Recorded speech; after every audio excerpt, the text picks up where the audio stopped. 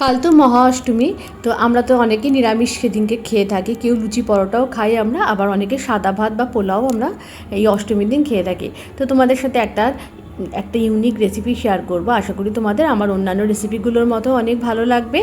আর আমি তো এখন রোজ রোজ ভিডিও দিতে পারি না, তো আমি তোমাদের সাথে আজকে একটা অষ্টমী নিরামিষ রেসিপি শেয়ার করি, সাদা আলুর দম। এই রেসিপিটা আগে আমার পেজে আবারও একবার দেওয়া আছে একটু অন্যরকমভাবে। তো আজকে এই রেসিপিটা তোমাদের সাথে শেয়ার করছি। আশা করি আমার অন্যান্য রেসিপিগুলোর মতো এটাও ভালো লাগবে। নমস্কার, আমি অন্তরা, চলে এসেছি বারাসাত থেকে। তো দেখে নাও আজকে রেসিপিটা কেমনভাবে বানাচ্ছি। তো এর জন্য আমাদের যেটা লাগছে সেটা হচ্ছে আমি একটু ক্যাপসিকাম আর টমেটো প্রথমে ভালো করে একটু ধুয়ে নিয়ে এগুলোকে কিউব করে কেটে নিয়েছি। তোমরা তোমাদের পছন্দ মতো শেপে কেটে নিতে পারো।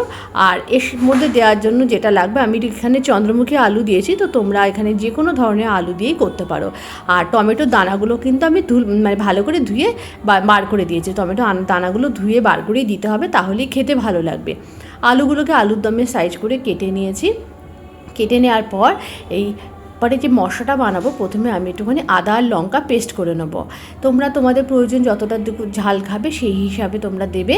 প্রথমে আদা আর লঙ্কাটা পেস্ট করে নিয়েছি। দুটো মশলা আমাদের এখানে বানাতে হবে। আদা আর লঙ্কা প্রথমে পেস্ট করে নেওয়ার পর মিক্সি জারটা থেকে ওই মশলাটা একটা জায়গায় নিয়ে নিয়েছি। তারপরে ওই একই মিক্সি জারের মধ্যে দিয়ে দিয়েছি বেশ কিছুটা পরিমাণ চারমগজ, কাজু বাদাম, আর দিয়ে দিয়েছি একটুখানি মৌরি, আর বেশ কিছুটা পরিমাণ দিয়ে দিয়েছি কিশমিশ।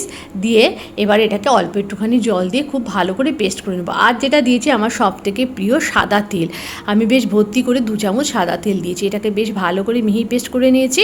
আর একটা জিনিস এর মধ্যে দিয়েছি যেটা বলতে ভুলে গেছি, একটুখানি টক দই আমি পরে পেস্ট করে নিয়েছি। এটা টক দইটা ভালো করে ফাটাতে ভুলে গিয়েছিলাম। এরপরে সোজাসুজি রান্নায় চলে যাব। কড়াইতে দিয়ে দিচ্ছি সাদা তেল। রান্নাটা সাদা তেলেই হবে, যেহেতু এটা সাদা আলুর দম। তো এটাতে কোনো রকম কালার হবে না, হলুদ বা লাল কিছুই না। প্রথমে আমি একটুখানি ক্যাপসিকাম আর টমেটোটাকে একটুখানি হালকা করে ভেজে তুলে নিয়েছি। তারপরে কড়াইতে আবারও তেল দিয়ে আলুগুলোকে একটু লবণ দিয়ে ভেজে নিয়েছি। আলুগুলোকে এমনভাবে ভাজতে হবে আলুর গায়ে যেন খুব লাল লাল দাগ না হয়ে যায়।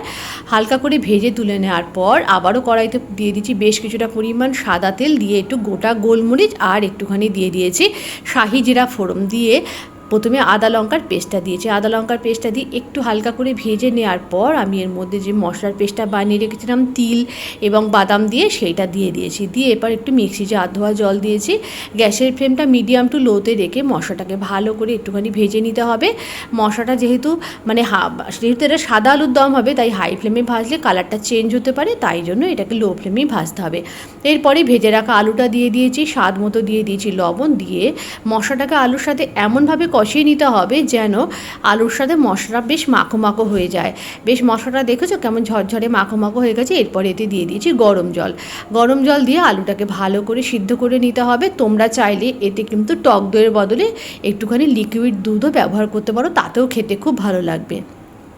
আলুটা সেদ্ধ হয়ে গেছে। নামানোর আগে টেস্ট ব্যালেন্সের জন্য অল্প একটুখানি চিনি দিয়ে দিয়েছি, আর ওই ভেজে রাখা ক্যাপসিকাম টমেটোটা দিয়ে দিয়েছি। রান্নাটা একেবারেই রেডি হয়ে গেছে।